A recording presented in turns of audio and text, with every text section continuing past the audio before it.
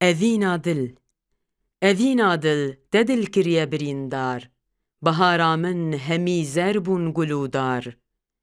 Me ew rojên ciwanî dam bi tolik, ketim heştê ji nû ve bûm evîndar. Diran û çav û dil pêk ve şikestin, û porê min spî bûye bi yekcar. Bi her çaran dibî xort û dibî pîr, ji bûna min nema hêjane her çar. Nezanim ez, digel jînê dibazim, weke berxê di nav pencên gurê har. Cîhan pêk ve di çavê min de xweş bû, niha pîrim di çavê min de bû sar. Şeva reş pejvedane hate ser min, ku roja min li ber avaye êvar.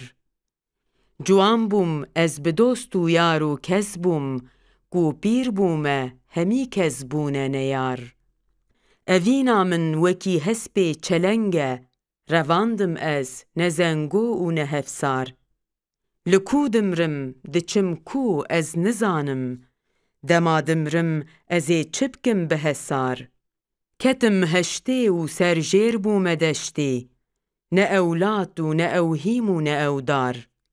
Berê rengê pilingan ez bi saw bûm, ji ber xapan niha ez bûme keftar. Bi ber pêlan ketim bê doz û daxwaz, dinalim ez wekî hirçê birîndar. Ciger xwîn bez bibêje, pir dirêj e, bes e Kurdo ji xewra be tu hişyar.